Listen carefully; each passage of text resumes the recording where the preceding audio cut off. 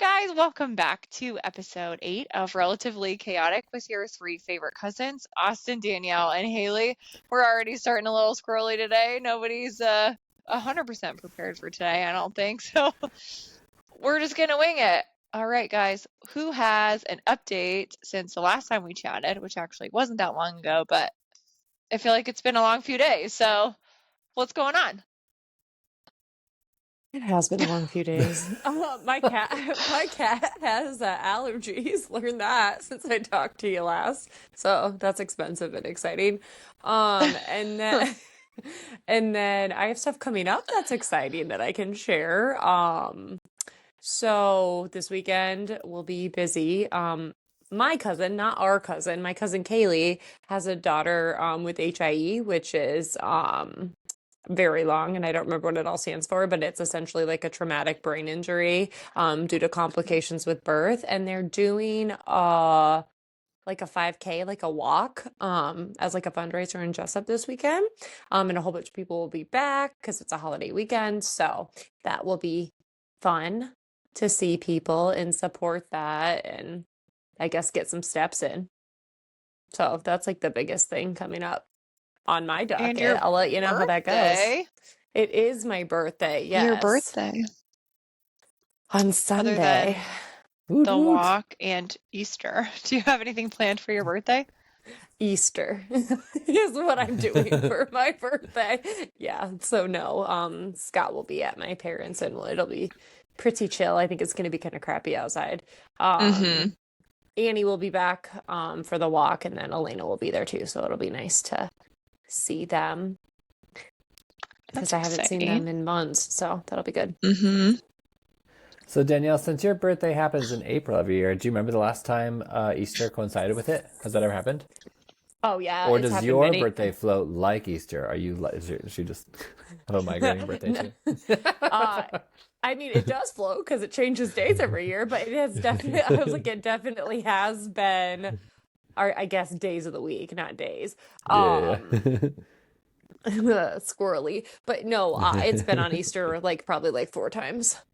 Whoa. It's definitely not like a rarity. Like growing up, it was definitely several times, and I think it's already been like in my adulthood a couple of times. So I guess 34 is not that exciting. So it'll be The fine. 34th year. You know, when I was in my I think like the first portion or mid portion of my 20s, I feel like there was a club I had associated with each year.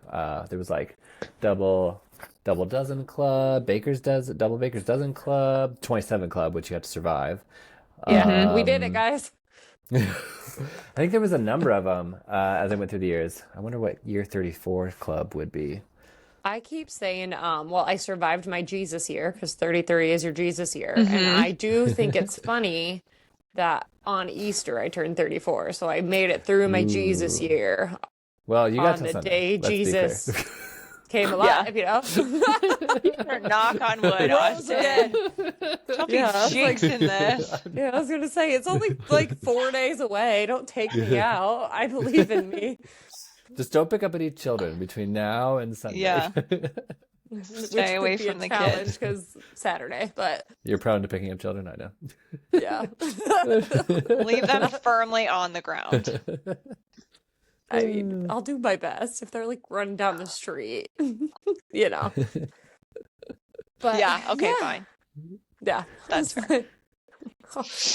I'll save them if it comes to it, but yes, I'll do my best. But proceed with caution. But I was like, but that's all I have. What about you guys? Austin, anything wild or exciting for you this weekend?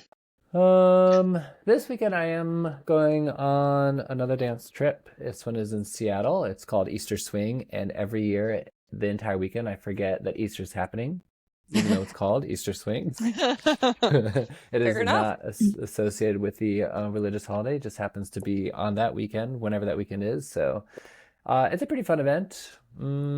Should be much more chill than my last weekend. This one I'm just competing in. Last weekend in Boston, I was teaching and competing and judging and stuff. So yeah, a little more chill, a little less arduous to get to, but I'm looking forward to that. I have been giggling all week about my experience. Did I tell you y'all already about what happened with the flight steward people and heated No, rivalry related? Okay, well, no, I don't think so. You told us you got upgraded to first class, but oh, that's all well, you told And us. well, and your pasta, but no, I haven't heard about Yeah. anything else. all right. Well, follow on. So I've been kind of giggling all week about this because I flew back from Boston, the Boston Tea Party dance event on Monday, and when I boarded that flight, I've kind of taken to wearing heated rivalry jerseys anytime I Hmm. fly, just because it makes me happy, and so I was wearing my Ilya Rozanov jersey, the Boston Metros, I think it Hmm. is. So I I'm mean, how standing in line. appropriate. Thank you. Well, here's the thing. I didn't think about that.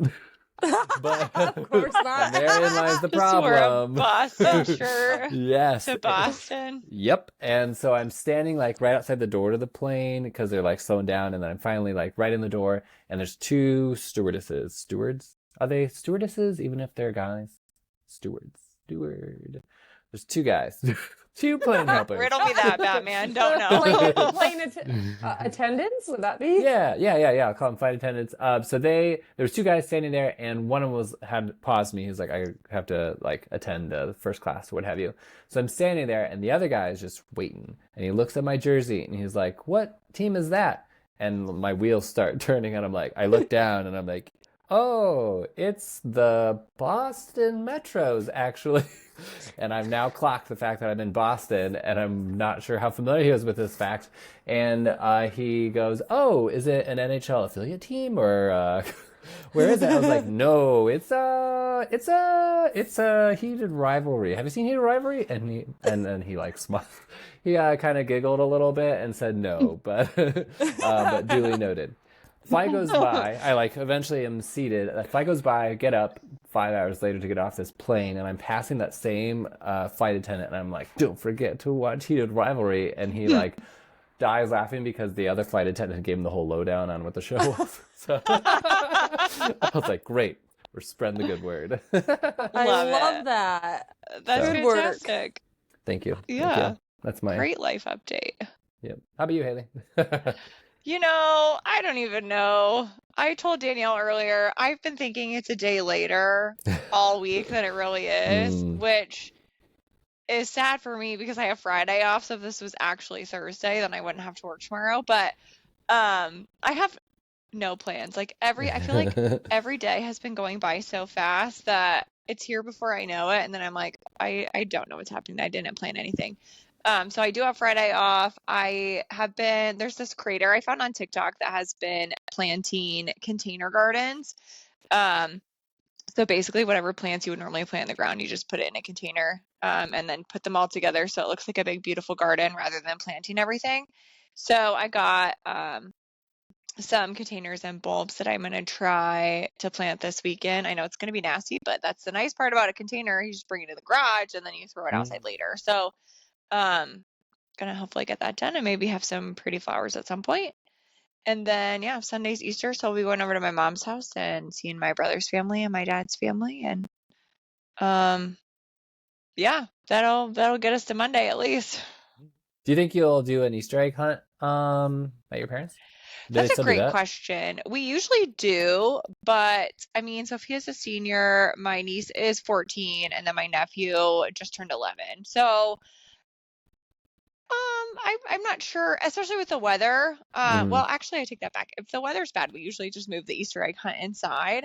Mm. But I don't know if they'll want to do it this year or not. I guess I haven't even asked my mom if she usually takes care of like stuffing eggs and stuff. But usually we do. I'm not sure if they'll still think it's cool or not I at saw, their age.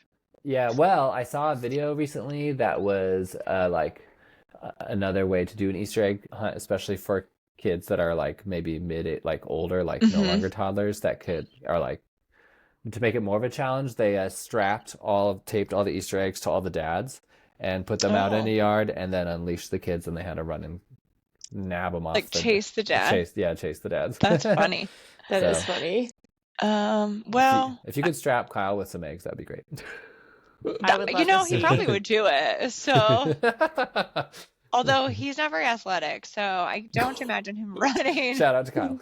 Yeah, he knows it. Okay, it's not a secret. I also not athletic, so any athletic genes that his children got came from his wife, not from us. So yeah, that does make me remember though. Do you remember when we were kids and we would do Easter egg hunts all the time? When we would get together for big family Easter, and the older kids, when they were hiding the eggs, would take the candy out and put rocks in it. So that way when you opened your Easter egg, it'd be full of rocks. I think I blacked that out. Oh, I remember that. and they were just nicer to you.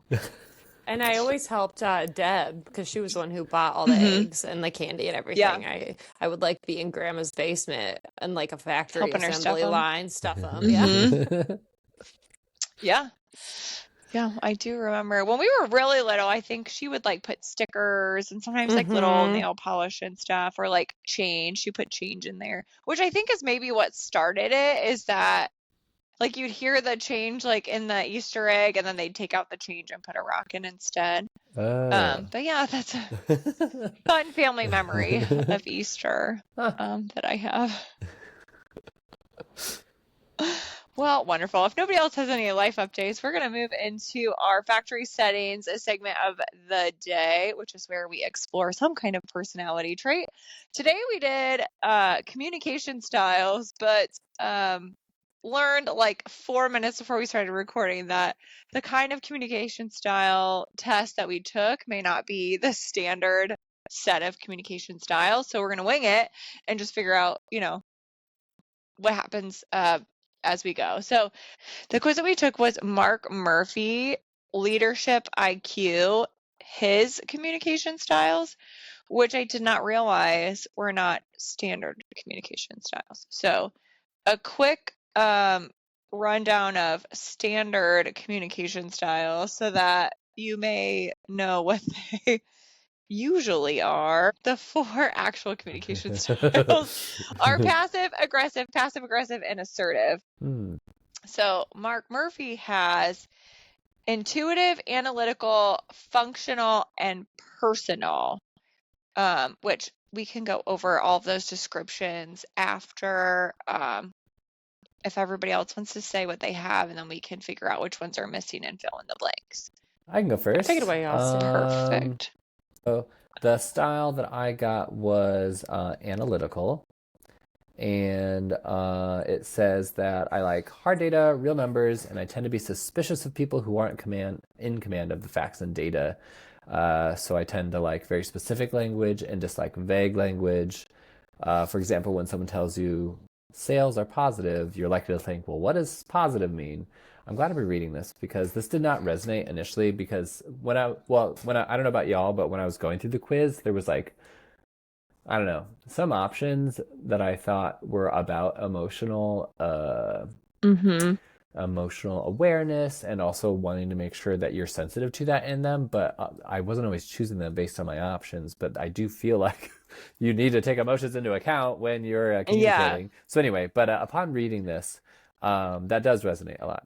That's like often if someone's giving me a statement, I'm like, well, what does that mean? And what are the hard numbers behind that? And I feel like in my nonprofit, that's what I'm saying all the time. Well, what data we have to make a decision off of? Yep. So it otherwise says that I like communication to be fairly unemotional and are often able to look at issues logically and dispassionately. I think that also resonates in that I am often in charge of like defining a process, either in my personal life and goals or in the work that I do. And I try and, put some like objectivity into those checkpoints in a process. So yeah, this all resonates a lot. Does that surprise either of you? Not even a little bit.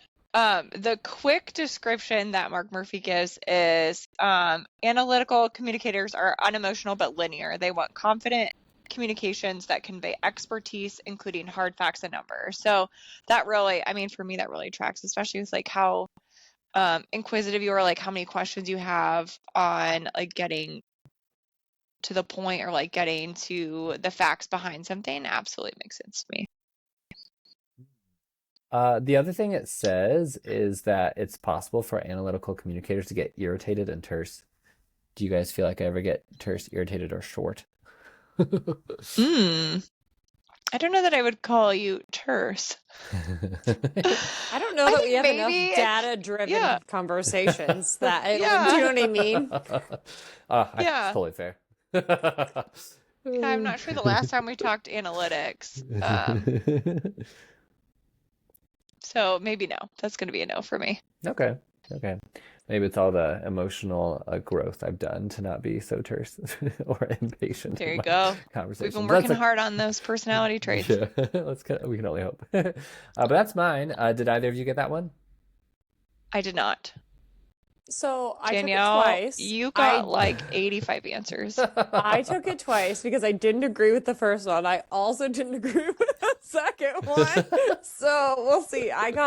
The first time I got functional communicator, which is methodical, detail-oriented, structured communication and step-by-step to discussions. Second time I got analytical and says prefers concrete data and facts. That is not at all Hmm. who I am as a person. I would say personally, I think I'm intuitive. I want the big picture. I skip over details and I like to know what the outcome's going to be. And then I will execute to get that done. And that's how I communicate. I like high level summaries and I don't have time for the lengthy. I don't care about the why always, to be honest with you. That's interesting that you say that, Danielle, because I think that can highlighted something for me about how I was perceiving these questions and why I felt conflicted. I actually Mm-hmm. feel the same about you about when I'm communicating information out. I am more likely to stay high level and want to have that be like a broad impact. Like here's the why, let the ramifications be Mm-hmm. what to be. But if I'm taking in information, I am like you were saying, Haley, very curious and want the details and to Mm-hmm. back that up. So do you feel like that is are you split in a similar way, Danielle, or do you feel like it's both in, out, you want high level? Probably. I still if you tell me what to do, I want to know what your expectations of me are, but I don't have to know the whole story either. Are you guys still Mm-hmm. there? Yep. Yes. Both spiritually, phically, and mentally. Mentally, maybe not, No, but the that's true. rest of them, yeah. Hello? Yep. Oh, the real question is Danielle still there? Okay, in the sense that might not be the case. Yeah, that's a great question. What'd you get, Haley? Well, in the meantime, I got functional, which I agree with, like reading through the details. So you like process, detailed timelines, and well thought out plans. You like to communicate things in a step-by-step fashion so nothing gets missed. By contrast, there are some people like the intuitive communicators, who like to skip all the detail and just jump right into the end, but this can drive you nuts. Absolutely, it does, especially when you think about the important bits of information the intuitive person is potentially missing. The plus of being a functional communicator is that your communication generally hits all of the details and nothing gets missed. When you're on a team, people will often turn to you to be the implementer because they have confidence in your love of process and detail. And because you're focused on things like process and detail, you're the person who is typically asked to play devil's advocate. The potential downside is that you may risk losing the attention of your audience, especially when you're talking to intuitive communicators, who are the big picture people and don't necessarily need the why. I need the why. Yeah. I, if you're going to tell me that I have to do something a certain way, I want you to tell me why. And if you can't tell me why, I'm going to ask a lot of questions, especially if the process is very inefficient. I'm going to go digging. I'm going Mm. to start talking to people who may know the why behind this. Um, so for me, I do think that the functional is correct. I want to know what the process is. I want to know all of my steps. And then, again, if I have the ability to change things to make it more efficient, I'm going to do that. I also often need the why as well, even if I'm gonna dive into the details. But I think something you just said conflicts or is the opposite of Danielle, right? You said you're functional, and functional can sometimes either lose or get lost with people who are intuitive. And I think Danielle, you said that you thought you were more Mm-hmm. intuitive. Have y'all ever noticed that dissonance in things that you might talk about? I mean, it's not a work environment, right, that y'all are engaging in, Yeah. but do you ever notice that? happen? Ooh, that's a great Haley question. just stops listening, so it's hard to say. So yes. Yes, I do that. But I don't know about in the context of like the intuitive person is like the big picture. I'm not a big picture person. Mhm.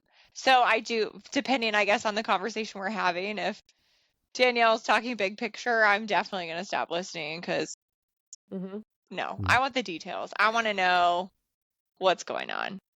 Yeah. Well, oh wait, and this reminds me though of a conversation we had with one of the other personality quizzes where we were essentially talking about how Danielle might have the idea and then you would often like take that to Yes. fruition, and Yeah. that matches this exactly. Yeah, exactly. Yeah, Danielle's like, I want to do this. And I'm like, great, I'll get us there. Right. Yeah. Crazy That's honestly what I overlap. do at work too. I'm like, here's the concept. I don't want to give you step by step because A, that takes more time for me to do, and B, I don't want to step on your toes because you might have a more efficient way of doing it. So just like, here's your deadline, here's the information you need, get it done. If you have questions, I'm here.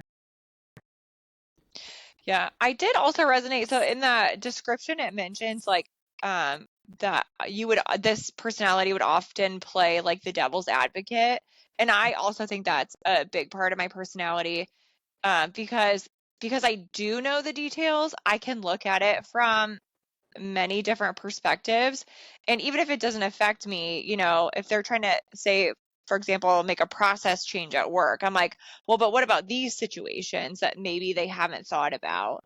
um and a lot of times I'll be like, it doesn't matter to me either way, but have you thought about this and how that would affect X, Y, and Z?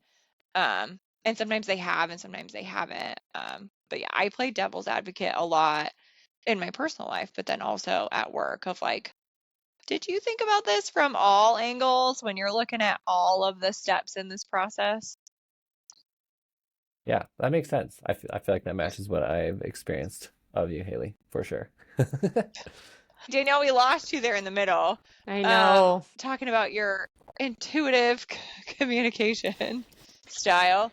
So I don't know if I said this already, but the intuitive communication, like the breakdown that he gave was they want bottom line communications that are short and to the point and don't waste their time. Which for me really resonates for you, I guess. Does that sound about right? It does, but that's not what I got. I got two other ones that I don't Right. agree with at all. Yeah.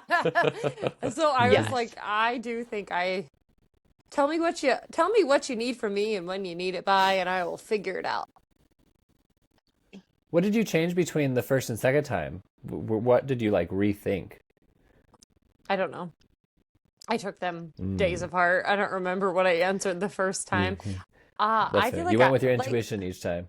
I did, but like you said, Austin, I feel like the emotional part of communication is interesting to think about because I feel like passion is an emotion, right? And that's like a positive thing and like drives you. But then also, I feel like often I deal with communication where people are getting upset about things that I'm like, think about it from a higher level. Like you were upset because this was misunderstood, but like, is this a good, efficient use of our time right now to get the task actually done?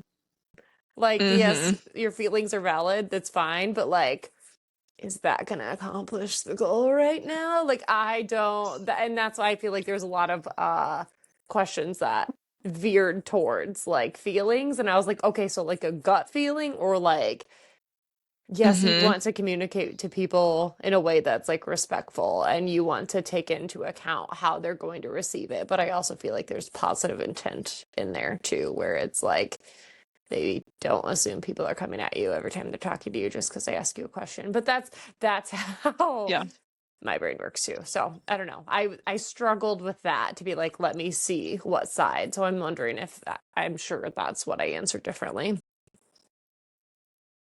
Do you feel like both of you mostly thought about work examples when you were thinking through these questions? Or do you feel like you were pulling, like it made you think of both work and personal examples? I mean, it definitely leaned toward, like the questions leaned Yeah. toward Work environment. work, Yeah. but also I mean, there were some situations where I'm like, I could see how this could be a personal life question, or like it could apply in my personal life too. I mean, I think that if there was one that leaned toward the personal, I probably would get the same.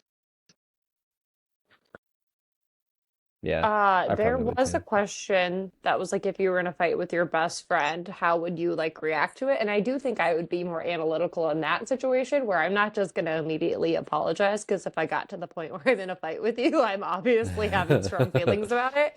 But Yeah. I will like sit with it and be like, okay, what part of the problem is me? Like, do Hmm. I need to like reevaluate? And then how can I come back and have, again, productive conversation? I don't want to just scream Mm-hmm. at each other, and that's not moving forward. So that to me, I thought of personal life, because I've definitely been in fights with my friends, and I'm like, well, that's not the end goal, but like, how do we both feel heard? Yeah, Danielle, Mm-hmm. didn't you say that's also how you receive feedback too, in general? Like if like your boss or someone is going to give you like direct feedback, or let's say criticism, that you Hmm. like need time to go and process it and then to come back as well. Yes, Yeah, okay. I do. Hmm. Guys, my memory isn't always that good, but today I'm just pulling it. I'm just You are Dude, you're pulling it on out. killing it, man. fire. You're like remembering specific questions from the quiz, and I'm Watch like, out. no, I don't even know. The only one I remember is something about like a gut instinct, and I'm a big gut instinct person. So like if my gut is telling me something, I'll go that way. So that's I think probably the only reason why I remembered it. You know what it is? I think it's because I actually got 8 hours of sleep last night. I'm so proud Instead of of two, you. Exactly. Uh, functioning on Um, all cylinders. note the day. I don't have a good memory, and I definitely didn't get 8 hours of sleep last night. Do you guys feel like you have to process to like feedback or like communication to be able to move forward? I think it Hmm. depends on the type of communication and the type of like feedback I'm So like being given, criticism. but I don't know. I mean, I think that I'm pretty quick to respond, which is also we talked about in the last episode about like stress responses, or like just like taking time to pause. That is something that, because I do typically like respond really fast. So something that I've been trying to work on is like stop and process things before I respond. So should I take time to process? Absolutely. Do I always? No. Fair enough.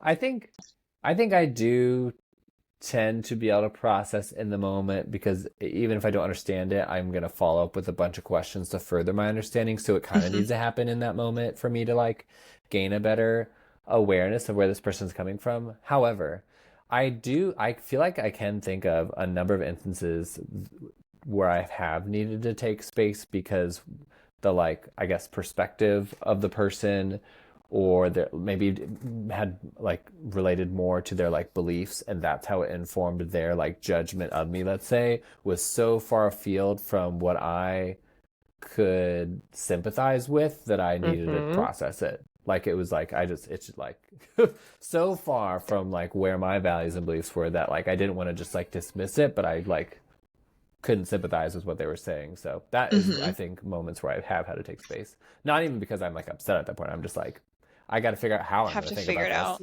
this. Yeah. Have to figure out We're how in you feel a about it. we're in Yeah. a like a loop here. There's nothing. There's no way we can go. Yeah, Yep. So, yeah.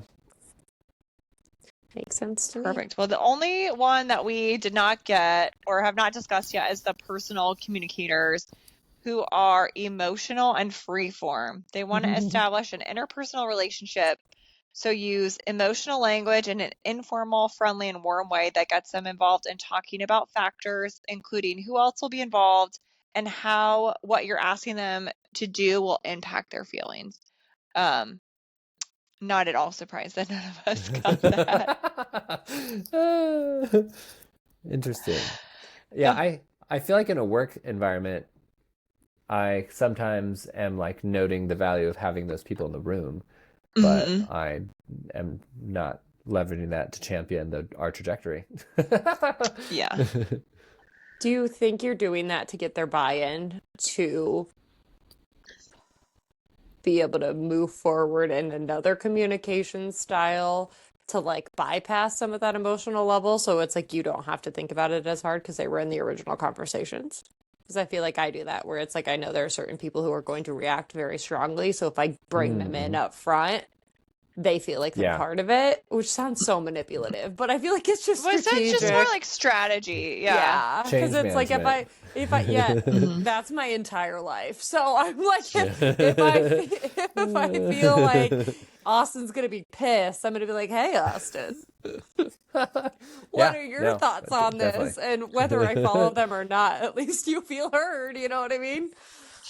Yep. No, totally. That's stakeholder management, change management, however you want to call it. hmm Strategy, Mm-hmm. all makes sense to me. People, well, honestly, it just boils down to people management, right? I Yep. mean, everybody's a little bit different. So And you, everyone has especially as a emotions. leader, Yep. yeah, as a leader, you have to know how to manage your team. Mm-hmm. Yeah. But yeah, not at all surprised that nobody got that. We're warm and fuzzy over here. Right. Well, heartless. any other final thoughts and feelings about the Mark Murphy communication styles before we move on to the next segment of our day? Onwards. Yep, And yep. upwards. Wonderful. The next segment of our day is the out of pocket question, where one of us asks the group a super random question. I am up today, and this one I am super excited about. What is your favorite dinosaur, and is it the same dinosaur that was your favorite when you were a child? Oh no. Danielle? I feel like T-Rex was mine as a child because, it was Sharp yeah, tooth? yeah, basic, but that is not what it is. Actually, no, I lied to you. As a child, it was Brontosaurus. I'm so sorry because Sure. Littlefoot. Littlefoot. Also, I could Mm, go on a full episode talking about the tree star. I think the about that a what? lot. Anyway, From Littlefoot? 3-star? Is that what you're talking about? From the Land Before Time. Yeah. yeah, I want to Uh-huh. eat it so badly. It looks like the most delicious salad in the world. But I would say, uh, God, what is my current one? What are the ones that fly? The Pterodactyl? pterodactyl? That's the one. Velociraptor kept coming to my head. I was like, that's wrong. That's not what it is. Those are like the little dudes. But yeah, Yeah. pterodactyl. And that you said when you were little, it was the Brontosaurus because of Littlefoot, and now it's pterodactyl. What was the pterodactyl's name in The Land Before Time? Ooh, great question. I'll tell you. Petrie. Oh, Yes. that's a Petrie. cute name. He was so funny. Okay, so mine when I was little, I don't know what it was called, but it was from The Land Before Time. It was Ducky because Yes, she was I'll tell so you. cute. Also, like maybe Ty, but like she was slightly above like Spike. I really liked Spike. Also, I think that was a Stegosaurus. I don't know what she was. But those were my favorites because she was really sweet and Spike was just funny. He was like a dog, and I really wanted a dog when I was little. So I can tell you what she was, but I can't tell you if I'm going to pronounce it incorrectly. great. Parasaurolophus. Here, let's see if it gives me an enunciation. And pronunciation. Let's see. Parasaurolophus. Yeah, that's what I said. Perfect. Love it. Although, R.I.P. to the actress that played Ducky. She was Oh. murdered by her dad when she was very small. It's very sad. So if that's some lore you did not know about The Land Before Time, that is a very sad fact about that We've movie. been really vibing on high energy levels the last couple of like just really know. fun, uplifting information spewing out. Sometimes I just have so many fun facts in my brain. I have to share them, but that's not really a fun fact. It's just a fact that I knew. So, as an adult, I think I would also say a pterodactyl because I really like if I could have any superpower, like I think flying would be it. So, I'm very jealous of the pterodactyl. That's a good point. I was torn about between either the pterodactyl, even like a long neck brachiosaurus was kind of potentially in the running. Hmm. Not to mention the what is it? Pachycephalosaurus. Is that like that helmet head Oh yeah, you dinosaur? headbutting some people. Yeah, but I ultimately think none of those made that top spot for me. I think it might just be the Triceratops. I think there's Mm. something about them that's Were you a fan of Sarah when you were a kid? From The from Land the Before Time. Bible. I Oh I yeah. liked her because she was sassy. But yeah, Yep. they are really really fun. I agree. I definitely forgot my dinosaurs, guys. Like I have not given any thought to dinosaurs in a minute. I'm like, oh God, there are so many I forgot about. Let me Today's the tell day. you, Sophia has always been obsessed with dinosaurs. I Do know. you remember when we went to Utah and we went to that big outdoor dinosaur museum in, I think it's in Ogden, with like the life-size dinosaurs? I have very That was memorable like, pictures of that. yes, yes, like the highlight. We've been there a few times, and she has always loved it. I have one very specific memory of Sophia when she was like, I don't know, a third or fourth grader. And Austin, you may remember this because you were visiting us at the time. But so I sent her to the science center over winter break to dinosaur camp because I was like, she loves dinosaurs. I'm being a great mom. Like she's gonna go have fun all week. No, I picked her from the science center and she was so mad because she said that they had incorrect facts Yeah, about I Tyrannosaurus remember Sue, that. who is the most complete dinosaur fossil set they have ever found. She was livid. She said that they had her stride wrong. And I like heard about it for weeks afterwards about how mad she was at the science center. Now, I never Googled who was right and who was wrong, but I feel like they probably weren't wrong.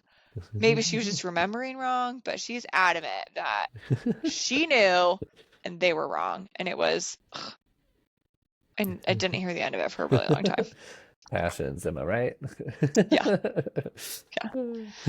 So we used to talk about dinosaurs a lot in my house. Wonderful. Any more thoughts or feelings on your favorite dinosaur for today's episode or today's out of pocket question? None except for that I feel like I'm due for a Land Before Time rewatch. I can't honestly think Don't about do when I that watched to that last. yourself. Oh no. It's really sad. I was Okay. like, what? Also, Emotional damage. right? Who thought that that would be a great kids movie?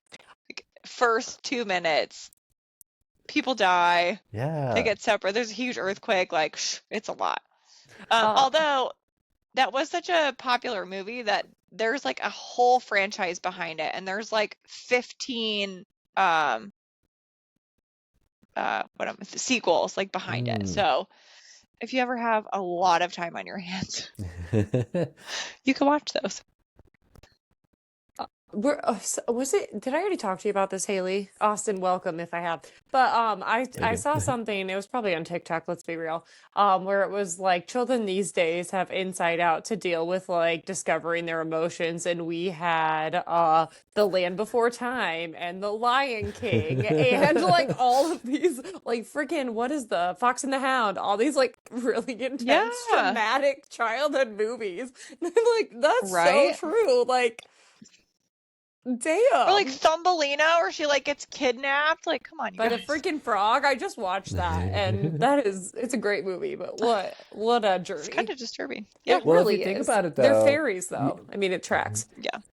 I mean, if you could compare that, like age over age, like the origins from any of the Disney stories are certainly way more horrible than facts. a lot of the Disney stories, right?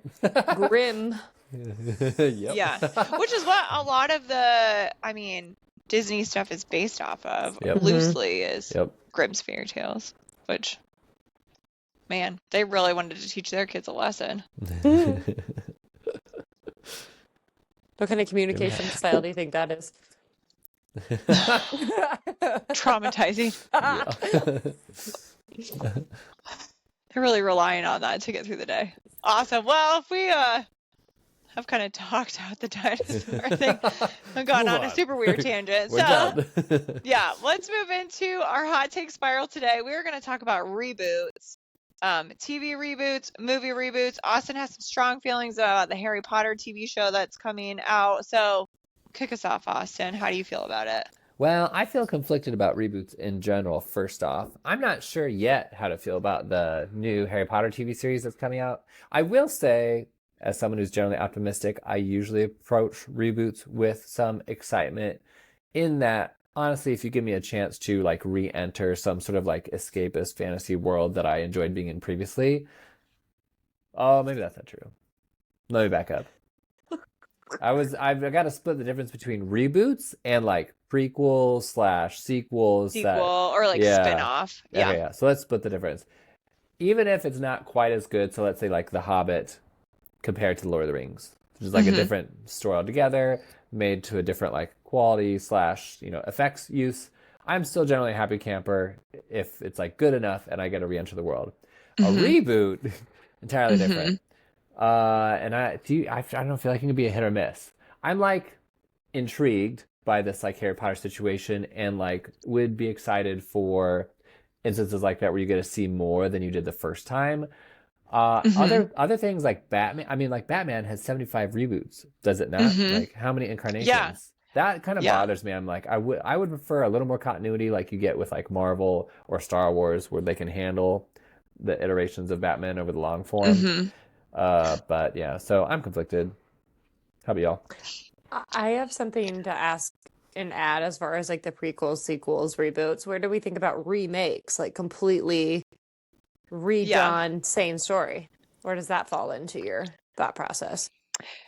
I think that sometimes sometimes they'll frame it as like a retelling. So it's like the same movie, but they're changing it up a little bit, like facts wise, which I think probably falls Well, like sometimes under the Maleficent and remake Sleeping thing. Beauty, would that be a remake or a retelling? That's a retelling. That would Maleficent be, versus I think, a Sleeping Beauty. retelling. Yeah, I yeah. would agree. Because they're taking it from a different Yeah. perspective. But like the Lion King animated to the Lion King basically animated, just making it look real. Yeah. It was basically, for the most part, like word for word, scene for scene, the same movie. Like, did we really need to spend money on that just to put Beyonce in a Disney movie? Like, I'm not sure it was worth it. It would be different if they changed it up a little bit, but also in a movie like The Lion King, it's risky to change it up. So I guess I get kind of where they did it, but Danielle, you look like you have some hard thoughts on this. Well, they changed up Lilo and Stitch. I just think that the entirety of like remaking all of our childhood classic animated movies into like live action ones, I think is stupid and I absolutely hate it. And I think it's lazy and I think there's no creativity going into any new movies and they're just trying to get us to spend our money on the same thing. Yeah. Well, and I hate it. believe it also has to do with copyright for Disney. Like the copyright for a lot of those originals, I believe, is going to be up. They're expired, Yeah, so they can remake it. Yeah, so you need to recapture that. So somebody else can't take it and remake it, so they're renewing the copyright on their own. So that doesn't make me less mad about Disney. it. Yeah. You don't feel any better? Yeah. No. Yeah. No. I am really excited though. So like Scrubs is doing, I guess you would consider it less of a reboot and more of a sequel. It's just in its first season. There's only a few episodes out, but it's like picking up where they left off, 20 years later. And so far I've been enjoying it. It doesn't quite have the same feel because it's filmed a little bit differently.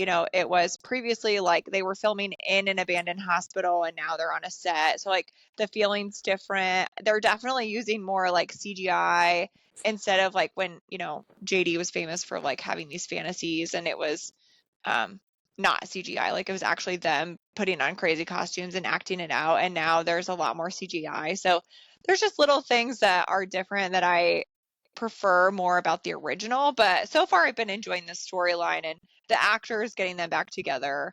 The chemistry is still there.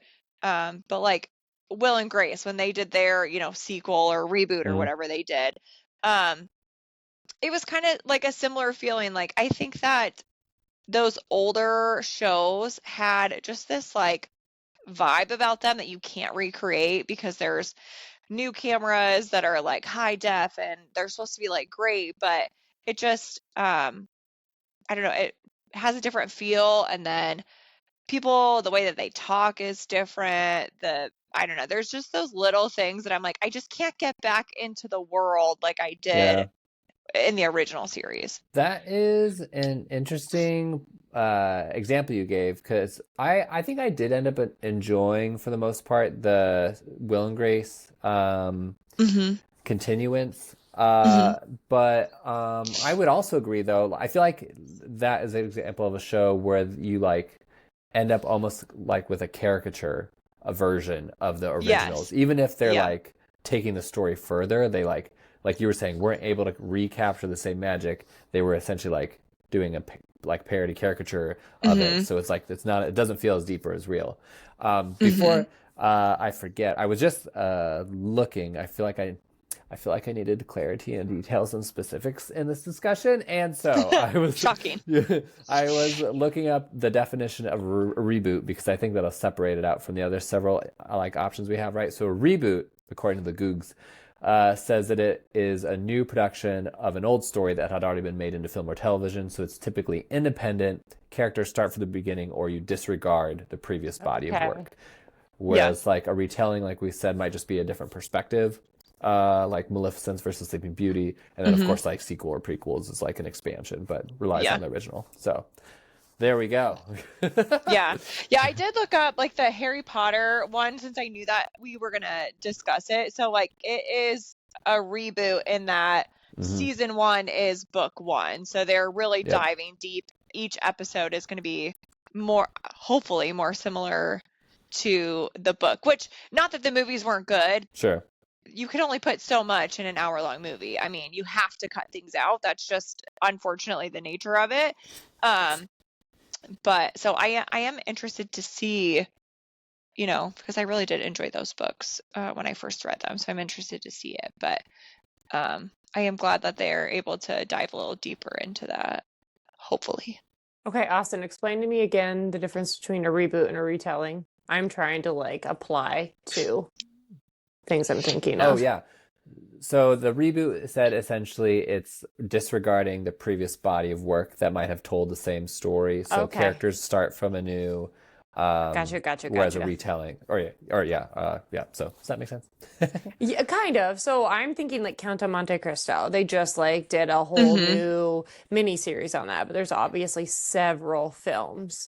But it's starting from the beginning of the story. It's, I would say, to your point, like Harry Potter, like more in depth on some things. Like if it's a movie, you're going to miss some things. If it's like a miniseries, they have more opportunity to go into it. Or like Pride and Prejudice. So like they have many, like that would be something I was thinking Lots of of too. iterations of that. Yeah, so to me, that would be a reboot then, not necessarily a retelling based off of that. Unless they're going Right, in there's and no completely new changing the information. narrative. Because then if you think of Wuthering Heights that just came out, that, and I haven't seen it, but from anything I've heard, is like from a different point Yes. of view, which to me is a retelling then. So like, because it's Right. from Kathy's I've heard point the of same. view. I haven't seen it, but Which I Yeah. hate that book, honestly. No offense to anyone who likes it. I just am not a Bronte sister gal. But Yeah. I do like I guess Jane Eyre, but I do not like Wuthering Heights. I've never liked the book. I didn't like the movie, and I appreciate what they're trying to do. It's a weird pairing to me. Anyway, that's a side tangent. But I do Yes. think Yeah. I do think that helps me, because a reboot to me, I was thinking like, okay, they're doing a new Ted Lasso, but that's like a continuation or like a sequel more than anything. Oh, Right. you said they're doing a Got ya. new Or Ted like a Lasso? spin-off. Yeah. They're doing Yes. Yeah, I would consider that a sequel. Okay. Cool. Okay. I hadn't heard that. I haven't seen all of Ted Lasso either, but I enjoyed what I have watched. Wow. Okay, Look well, ass. we're gonna have to Ted Lasso theme it together. episode one day. I guess so. It's so Daniel and I watched this during or directly after the pandemic or something like that, when we just sat on my couch the whole weekend and watched Ted Lasso. Yeah. We also did that for Miss Fisher's Murder Mysteries, but were you there for that, Austin? We did.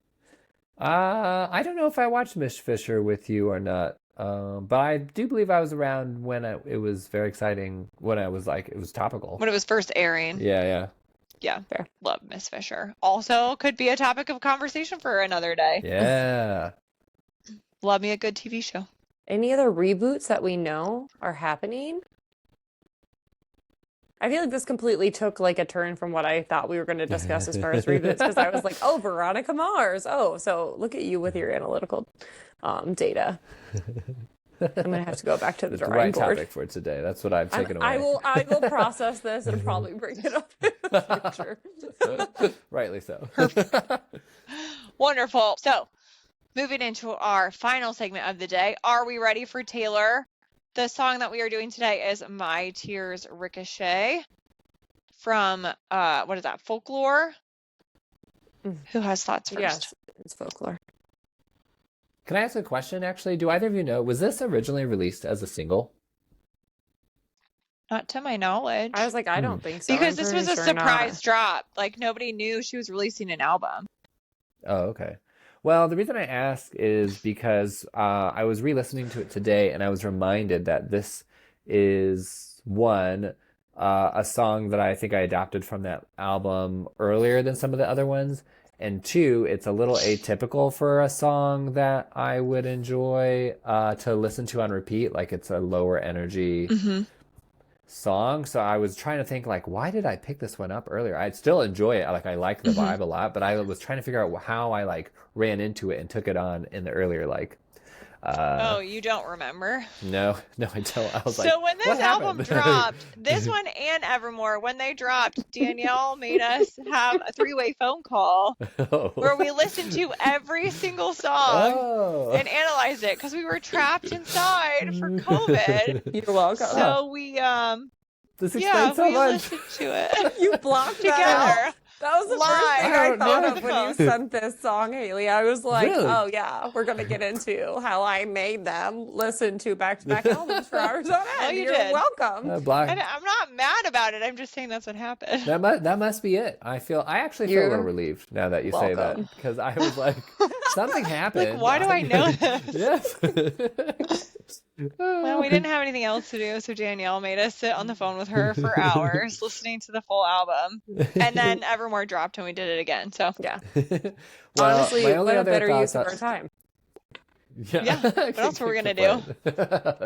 My only other thoughts on that, then, besides the mystery that we just resolved, it would be, yeah, I like the vibe, and I think there was like two pieces of the lyrics that stood out to me. One, I just like the visualization of the quote, "Look at how my tears ricochet." I don't know, it just kind of like, it's like very clear, and it comes back throughout that song. And then the other one is, we gather stones, never knowing what they'll mean, some to throw, some to make a diamond ring. And that's just like the evolution of a relationship. It's just, yeah, interesting how, well, one can't really predict how a relationship is going to turn out, even if it feels like a right fit at the beginning. But two, it reminds me that in relationships, a lot of times the things that you like most about a person, or like find very interesting about someone, or maybe what you brag about to your friends about someone, can often turn into the things that are like the biggest challenges to you. So, for example, in my relationship or in my life, I tend to be like rather too busy, motivated, ambitious, and that like dictates a lot of my time. And I feel like I initially get a lot of positive feedback about that. Like when I'm like going on dates or what have you, that it's like refreshing to like find someone who's like so driven, has interesting goals and things that they're doing with their life, etc. But over the long form, if I can't find balance with that person, then it becomes a contention point. So that's like stones or diamond rings. I feel like is what that makes me think of. Yeah. So to your point of that, like there's a couple of lines in here where it's like, oh, because when I'd fight, you used to tell me I was brave. So that's like very along those lines of, this used to be something that you liked about me and now you don't. Or to your point, is a big point of contention between the couple. So yeah, Austin, I think I have the same feelings as you of like the themes of the song where it's like we used to be this great couple and now it has died, obviously. Um, there's a few lyrics. It was so hard for me to pick a favorite lyric because um obviously I didn't have it in myself to go with Grace. That was one of my favorite ones. Like obviously this relationship didn't end very well. The next one that I really like is if I'm dead to you, why are you at the wake? Um, my actual favorite one that I for sure decided is the of course the bridge section. I can go anywhere I want, just not home. Um, and you can aim for my heart, go for blood, but you would still miss me in your bones. So again, like that's just this had to have been like this epic love, right? And then for whatever reason it ended and they're having a really hard time letting go. Um, and then it also just brings to mind like her performance of the song during the Eras tour is a very specific, like just the visuals of it, where she's like walking down with like all the people behind her and the very like somber tones behind it. I just really enjoy that as well. So, Danielle, what are your thoughts? Um, I love the Depression album, so Folklore is by far one of my favorite albums. Folklore is one of my favorites, yeah. But I would say it's funny because you just mentioned it, and if I'm dead to you, why are you at the wake is my Mm-hmm. favorite lyric because it is. It's very much just like move on, like you're pulling us both back down. Do you know what I Hmm. mean? I mean, I don't know that I have Mm-hmm. anything super insightful to add that you guys haven't already talked about, like as far as the themes, but I do feel like it's just again lyricism. I'll say it every time, but like it's just such a beautiful way to paint that picture. I love it so Mm-hmm. much. It's so good. Is this a track 5? I don't know. Let's see. I'm gonna look it up. I think it is. Yep. I was Yeah, like, it's giving that track 5 makes energy sense. right again. It's just such a beautiful song. And again, like the whole album of Folklore, there's lyrically very beautiful. Um, so any other thoughts on My Tears Ricochet from Folklore before we wrap it up for today? None here. Nada. Perfect. All right. So next week the personality trait we are going to be discussing is family roles. And Ooh, then the song that we're going to be talking about is Tolerate It, which so excited. Love that song. So, any last thoughts, feelings, or general wonderings before we move on with our lives today? We're good to go. happy April, you fools. Wonderful. Yeah, Right. happy April. Awesome. We'll talk to you later. Bye. Bye.